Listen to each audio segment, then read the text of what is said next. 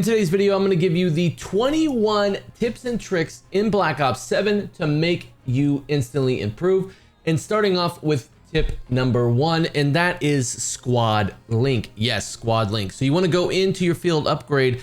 And the reason why squad link is important is because it gives you more XP, which when it's giving you more XP, then you can level unlock your prestiges, you can level unlock your weapons, your camos, everything else. But you want to go in and you want to make sure you have that equipped as squad link. Now, what you also want to do is make sure you're overclocking your squad link, because if you are, you can get a couple things here. You get expanded area of effectiveness, but if you get the command relay, it doubles the score you can earn from your squad link.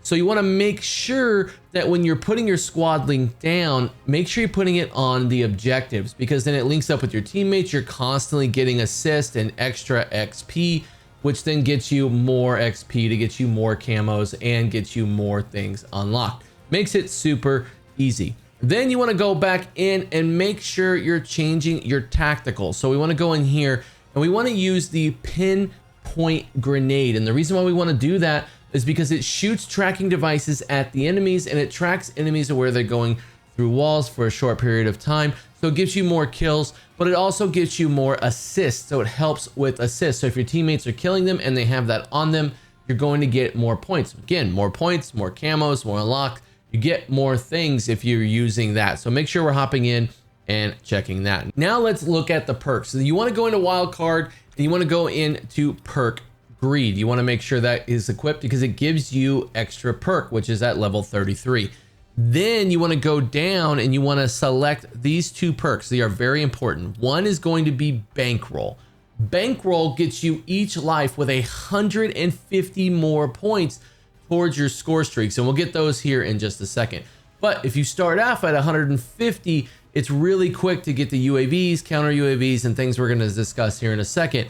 So make sure you have that equipped. Then you want to equip Looper. I know that comes on level 54, but when it does, make sure you do that, because Looper lets you keep getting score streaks during the life. So if you don't die, you can keep running UAVs, UAVs, UAVs, and it will get you more points. Again, more points, more camos, more things unlocked. We're trying to maximize the points and make us unlock more things and get there faster, which is really good.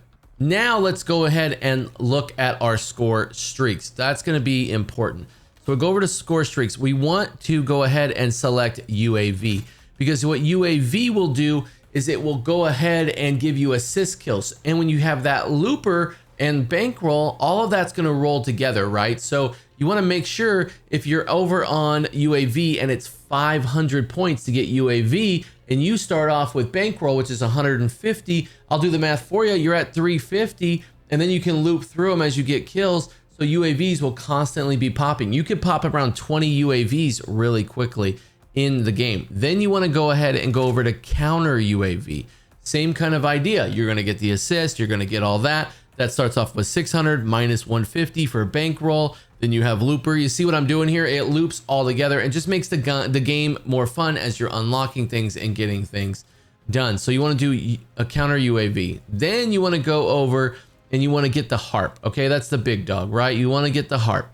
Harp is going to be 1400. What that does, again, same kind of idea, right? Threefold: UAV, counter UAV, and then harp minus the 150, loop them all together. And you're going to get a ton of XP because you're going to get the assist, because you have your squad link, you have it overclocked, then you have your pinpoint grenades, then you have your looper perk, bankroll perk, UAVs. It all rolls together, guys. You want to make sure you're doing that. Speaking of score streaks, here's another one we want to run. So obviously we want to run the assault rifle, but in your secondary category, you're going to want to run a launcher, because those UAVs that other people are running, or counter UAVs, if you shoot them out of the sky with a launcher, you're going to get full points, more than you would just for a kill. So you're trying to maximize this. So you want to make sure that you have your UAVs, you have your launcher, everything tied up in there. So make sure you're selecting that in your secondary slot. Now, one thing that most people miss is the daily grind, which is on the left side of your screen here. So your daily challenges, right? So if you look at this daily challenge I have right here, I have 21 hours and 20 minutes to complete it. but I get 2,500, 2,500, 2,500, and then an extra 5,000 if I get all of that. So that is 12,500 XP. That'll level up my player almost 2 complete levels. So you want to make sure you're doing those. Don't just kind of look at them and not even think about them. They are a key to getting more XP and getting more stuff unlocked, making the game better, making you instantly improve. Now, speaking of improvement, let's go into our settings, okay? There's a couple things in here that we need to change that makes a lot of sense. So go to graphics, go to view, and your field of view. So Black Ops 7, they nerfed aim assist. It's been well known, you can find it online, but we're gonna try to really hone in on feeling the aim assist we used to get, because controller players, I know this will upset keyboard and mouse players, but controller players, we use aim assist. So here's a few settings that you need to do to make sure you're getting your aim assist. Okay, so it'll make you improve. So 120 FOV, I know it's great, you see everything, you move faster, but not in multiplayer. What you want to do is run 90 to 103. I run 103 because what that does is it makes the bubble around the operator you're shooting at, it pulls them in closer for one, and it makes the aim assist bubble just feel a little bit more stickier because they've pulled in closer. So make sure your FOV is there. It'll help the aim assist that they nerfed feel a little bit better. Now we want to go to controller and then aiming, and then we want to make sure we have a couple settings in here correct. And then go ahead and go to aiming advanced settings, and you want, see how my ADS sensitivity transition timing is gradual? You don't want gradual, you want instant. So make sure when you're aiming, it's instant. It's not, I get there and then I get there. You want instant. So that has changed. You want to make sure that that'll help that for there. And then your aiming response curve type, you want that on dynamic. It'll come out of the box standard and all of that. And then you want to make sure your slope scale, I don't mess with this, I'll leave it at a 1, but dynamic and instant are 2 key things to making sure with that 103 FOV that you're getting the best aim assist possible. Now let's go look at our dead zone. So back over to controller. So here's a couple things. Make sure controller vibration's off. You don't need shaky hands while you're shooting. But the dead zone piece, this one is big. So if you go into here, it's all been reset to default. Here's what you want to do to get the best timing, and pros do this all the time. Left stick min is going to be 3. Left stick max, do not do anything higher than 70. You can go low as 60, but 60 to 70 is going to be where it's at, because that's the amount of push it needs to go to be moving around the map. Right stick min 3, right stick max stays at 99. Don't touch that at all. And then your left trigger, I put mine down to 2 and my right at 2 because I don't want any feedback. I believe those are at 15-15 or 13-13 out of the box, and that will make your aim very sluggish. And these are at 13-13 or 13-15. I'm not sure which one they put them at for default, but you want those at 3 and 3. Obviously adjust for your dead zones. I have TMR sticks, so I don't have a lot of dead zone, but those want to be adjusted and honed in because your aim, along with the instant transition timing and the FOV and dynamic curve, these all play together to get you a better experience. If you don't have these, you're not going to have a great experience, and your aim's going to feel off, and you're not going to understand why. Now, one more piece of the aiming, what you want to go back up to is your horizontal and vertical stick sensitivity. Now, most pros play 1.4 to 1.6. I feel comfortable at a 1.4. Now, what I did to test this was I started at 1.6, and each multiplayer match, I played 2 matches at that level, and then it was like, okay, let's back it down. 2 more matches, back it down. 2 more matches, back it down. And where did it feel comfortable for me? But you want to flux between 1.4 and 1.6.